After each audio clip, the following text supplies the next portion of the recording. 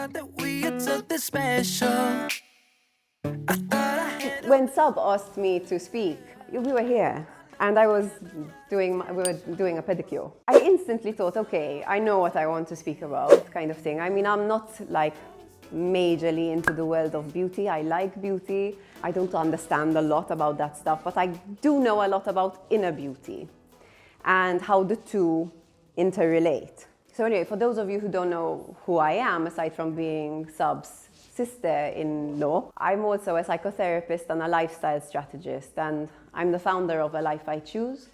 And with A Life I Choose, what I do is I work with people to create a high quality of life. Now this differs for everyone, because a high quality of life is one thing for Sub, and it's something different for me, and it's something different for Liana. We all have different definitions of what is success and what is happiness and what is fulfillment. So a lot of my job is tuning in with you individually to see what is it for you, what do you want your life to be like, what are the major challenges you face at the moment, you know, and we use each session to get you closer to that, to bring that vision into reality. We all want to be beautiful, yeah? That's why we have beauty treatments, you know, we all want to look good and feel good. So I have a question for you. When you hear the words beauty or beautiful, what comes to your mind? Attractive. Attractive, okay. Looking fresh. Fresh, okay, like healthy, awake, okay. Happy. Happy, Pleasant to look at. okay, like aesthetically pleasing, Yes. okay. And personal, so like you get a good feeling when you're around that person as well. Mm-hmm. Nice. And what comes to your mind when you think of stuff that isn't beautiful? Parsley in my teeth. I'm going to be really lame and say that everyone's beautiful in their own way. Okay.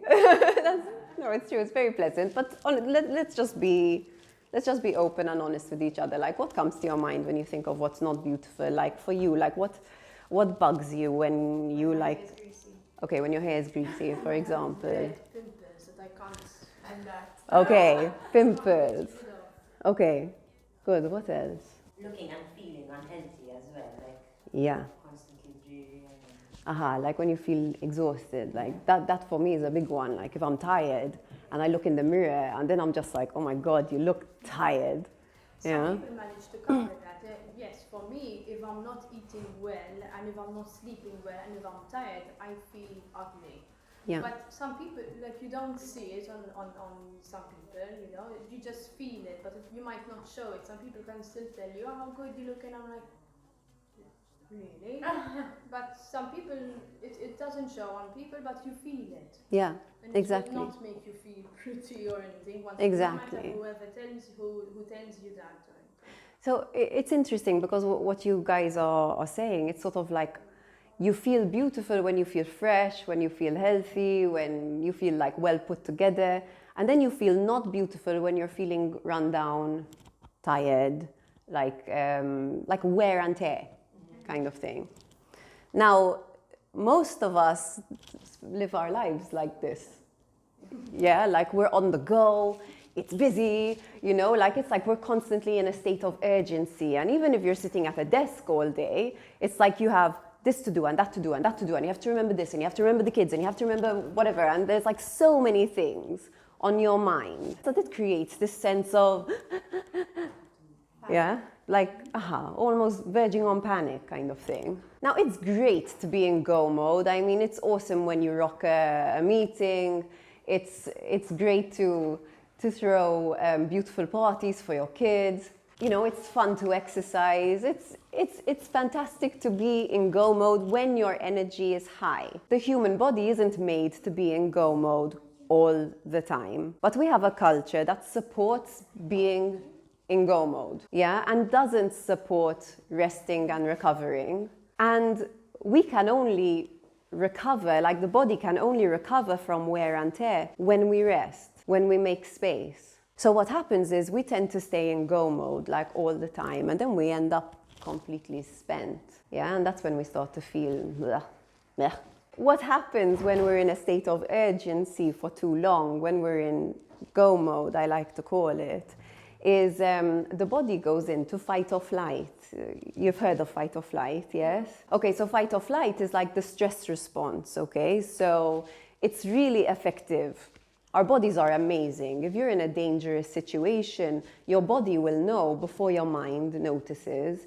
So if you're in a room with somebody who is potentially dangerous, your body will tell you. Your heart will start beating fast, okay, for example, and that's like your warning signal. This is your body going into fight or flight. So basically what it's doing is it's preparing you to either get this person out or to run away. But what happens is, your heart starts beating fast, your blood will go away from your tummy, for example, because in that moment digestion isn't important. It's all just going to okay, just focus on the situation right now, it's survival. It's just about survival. You're not thinking about your neighbor, you're not thinking about, it's just survival, yeah? Okay. Fight or flight is amazing. It's a really, God couldn't have planned our bodies to be more amazing. The thing is that we're not meant to be in fight or flight constantly. And the way that we live our lives by, always being busy and always being on social media. And this week, the majority of people were in fight or flight with what was happening in the country, with what is happening in the country, and then when you're on your phone and you're getting these constant triggers, like I noticed a lot of people this week, myself included, were more anxious, finding it difficult to concentrate, more irritable. Some people had difficulty sleeping at night, these kinds of things. These are all signs that you're in fight or flight. So basically, when we're in go mode, we are in this sort of constant fight or flight. So our bodies don't give energy to the stuff that seems extra. So digestion doesn't happen so effectively. Repairing your nails most definitely is not an option for your body at that time. It just doesn't care, or balancing out your hormones. They don't care. Your libido, forget it. Nobody cares about reproduction when you're in survival mode, It just doesn't come to you. There's no energy for it. It's just about making it through the day at that point.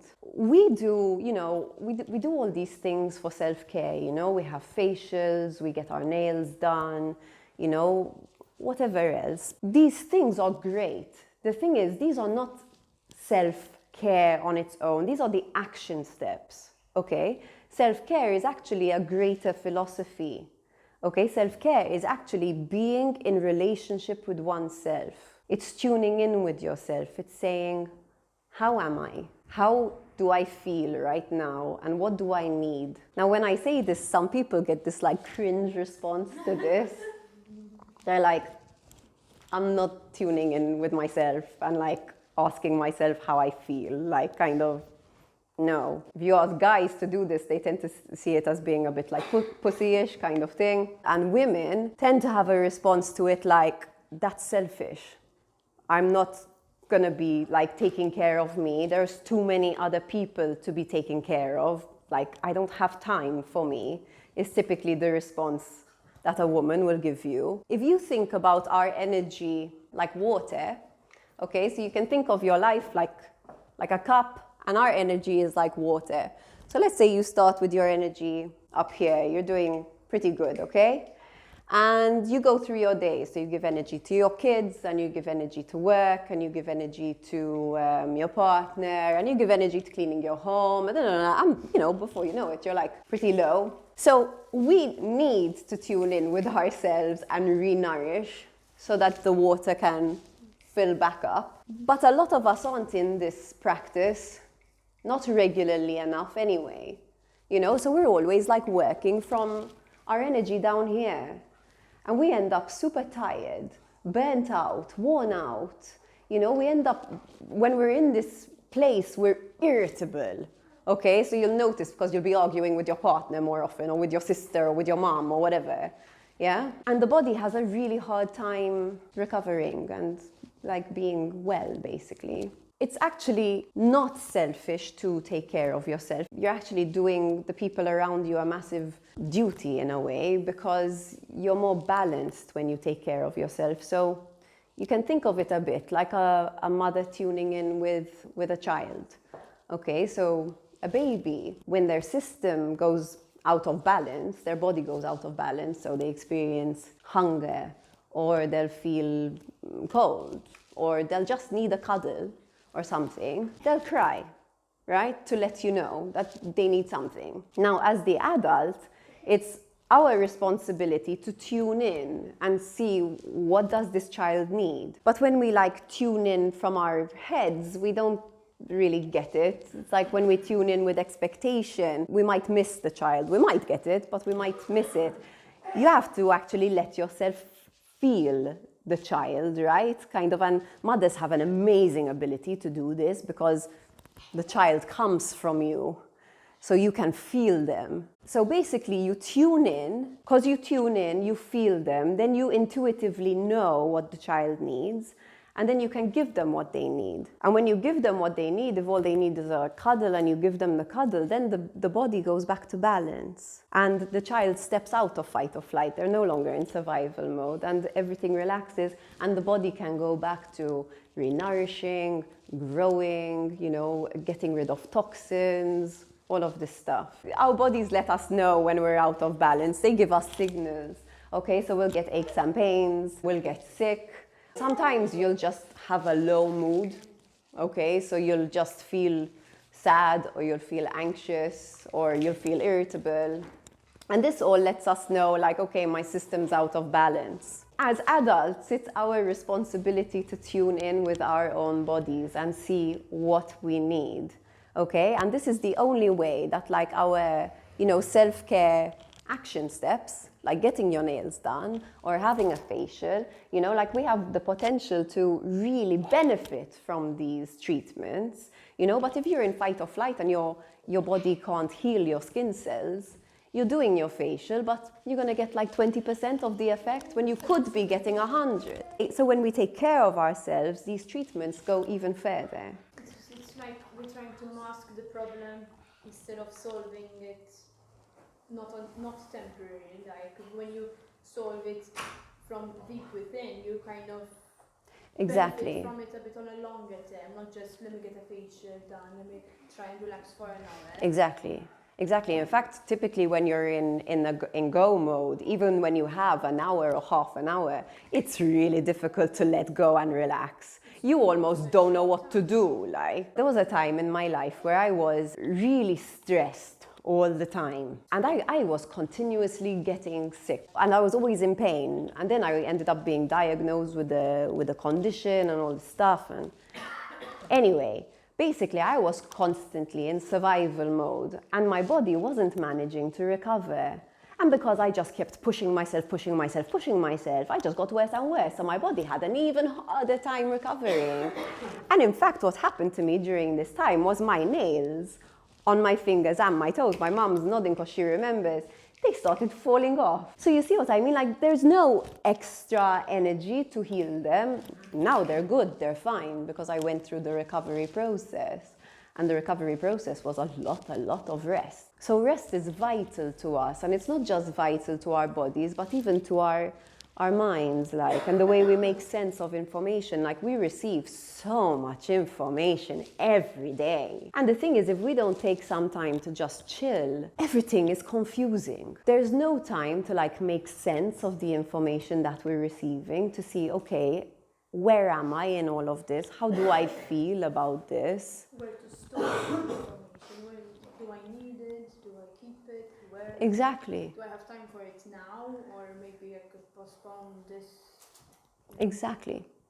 And like the information we receive become parts of our beliefs, and our beliefs inform our behavior. So if you're not aware of the beliefs you have, you end up behaving in ways that you don't understand. So it's important. Rest is vital. We really underestimate it as a culture, and it's vital. I mean, this is a bit extra, but I love to tell people about this. So there's a part of the brain right here, and it's called the prefrontal cortex. This is the part of the brain that is responsible for compassion. When we are in fight or flight, the prefrontal cortex switches off. So when we live in go mode, in urgency, we are not capable of being truly compassionate.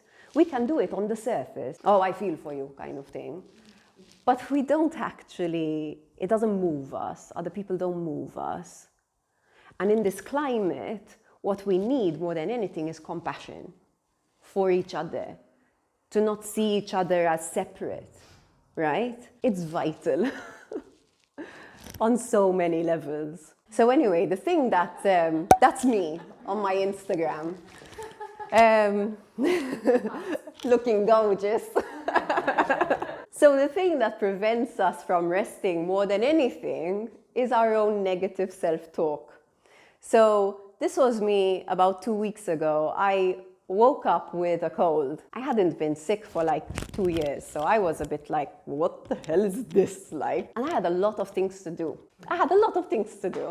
So I was like, okay, I know that to recover I need to rest. I know it's not possible to recover without rest, but I have a lot of things to do. So I'm just gonna drop my productivity level down a bit. Like instead of 100%, I'll do 80%. I'll be fine, I'll rest enough. We'll be good. So that was on a Friday. On Monday, when I took this picture, I felt awful. I mean, what felt like a cold now felt like the flu. Like my tummy hurt, my back hurt, everywhere was hurting. I was like, okay. Now I really need to rest. So I gave myself 2 days. I said, okay, Tuesday I won't see clients, Wednesday I won't see clients. I worked all through Wednesday anyway on like behind the scenes stuff. And then from my head, from my own expectations, I told myself, you've had enough resting, get up, go. So Thursday I got up and went. Sunday, so this was last Sunday, I felt like shit again. I was so frustrated with myself. I was like, it's been a week and a half. I slowed things down. I didn't see clients and I'm still not better. So not only was I not well, but I was frustrated and pissed off at myself as well. And my self-talk was really unpleasant. Oh yes, do you think that I felt beautiful? Like, I really want you to know. So on the Friday, I got sick. On the Saturday, I went to have my hair done. On the Monday, I had my nails done. A few days before I got sick, I had a facial. All the treatments. Do you think I felt beautiful? Not at all. I mean, I felt drained. My mood was crap. You can ask my husband. Okay? And like, I just wanted to be alone. So beauty treatments and whatever, like, I mean, I just wanted to be alone. Last Monday, I had a call with my coach, Lucas. So I'm a lifestyle strategist, which is essentially a coach, a life coach. And every coach has a coach, or every coach should have a coach anyway, because having your own coach makes you an even better coach. I told my coach how I was feeling, and I told him like, I'm really not feeling well and I'm so frustrated and I should be over this by now. And he reminded me of a book called The 7 Habits of Highly Effective People. Have any of you heard of this book? I've heard of it. I haven't read it. But he told me about the 7th habit. And he told me that the 7th habit is called sharpening the saw. And apparently in the book there's a story about these men who go out to cut down firewood. Okay, now again, I haven't read the book, but I heard the story from him. I'm telling you the story as I know it. But anyway, they went out to cut down firewood. And then on the evenings when they would cut down firewood, they would meet and say, I managed to cut down 8 trees today. I cut down 9. I cut down 7. And one guy said, I cut down 30. And everyone was like, wow, you cut down 30? Oh my God, how did you do that? He was like, I don't know. I feel amazing. My energy is incredible. I'm going to do it again tomorrow and the day after and the day after that. And I'm going to keep doing it. So this guy went out and the next day he cut down 30. And the day after that he cut down 30. And he kept doing this for about a month straight. This guy was unstoppable. Everybody thought he was amazing. And then his energy started to dip. And slowly he started to cut down just 20. And then he went down to 15. And then he went down to 10 until he could only cut down 1. So they met in their group again and they said, they were sharing how many they had cut. And this guy said, I don't know what happened to me. It's like I lost it. I just managed to cut down 1. And the men told him, well, did you sharpen your saw? And basically what I got from this, now I know this, I teach people this, I know this, is that I am most effective when I take care of myself first, when I take care of my state. For this week, in order to recover, I said, okay, there's a lot to do, but what are my 3 main priorities? I'm just going to focus on those. So one was my clients. I had a lot of clients booked. I did not want to cancel on any of them. So I said, okay, one is my clients. The second is this talk. It was important to me to give this talk. And 3 is rest and recover. Those were my 3 main priorities. Then I shifted something. So I said, okay, I'm going to see as many clients as I can over Skype or phone call. And then I just stayed at home and I rested as much as possible. Honey and lemon, all this stuff. And I feel way better today. I feel way better. It took ages, but I feel way better. So basically, this is just what I want to share with you, that we have the power to make our beauty treatments go even further by actually tuning in with ourselves and bringing this compassion to ourselves, by stepping out of the negative self-talk that because we want to rest, that we're somehow lazy or ineffective or, we need to rest. It rebalances us on a physical level, on an emotional level, and when we are compassionate with ourselves, we step into that prefrontal cortex and then we can be compassionate with the people around us. And for me, that's the most amazing thing, and that's what makes this all even that much more important. So this was what I wanted to share with you. So now I thought, if you want, we could have a bit of a conversation. Maybe you're wondering, how do I tune in with myself? I was going to ask you, when you say rest, you sleep, or what ways do you rest? Because sometimes maybe I think I'm resting, but in reality I'm not. That's a really good question. So sometimes it is sleep, but it's really about where you are. This is why I mean tuning in, right? Because, for example, there's this whole craze with the morning routine, for example. I love having a morning routine. The thing is, we are not robots. We are not made to do the same thing over and over again. So yes, going to the gym is good for us, but not every single day. Meditating is good for us, but not always, So it's really about tuning in with yourself, and you tune in with yourself by saying, okay, how am I feeling? You actually but not answering from your head. You get in touch with your body and you allow yourself to feel your body, and your body will tell you how you're feeling. You might feel tightness, you might feel tiredness, you might feel energy, just depending on where you are. You might feel tightness in your chest, whatever. And from there, you'll get a sense of what to do. So one of my mentors used to like to tell us, follow the movement. So if your body, you get in touch with your body and your body just wants to go down, that probably means you need to rest, yeah? But if your energy is a bit more you want to use it, but you want to chill at the same time, you find a way that is chilling for you. Sometimes it's going out for a walk, or it's baking a cake with your kids, do you know what I mean? Yeah. Whatever feels like a break for you. Exactly.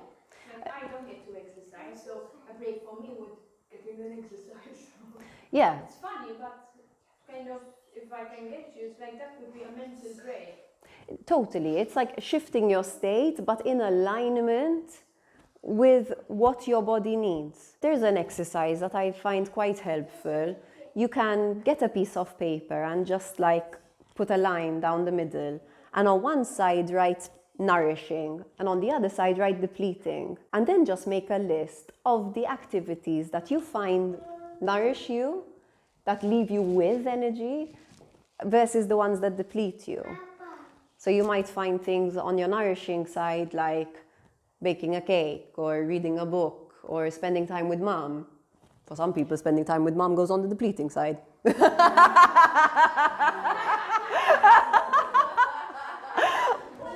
I'm teasing you.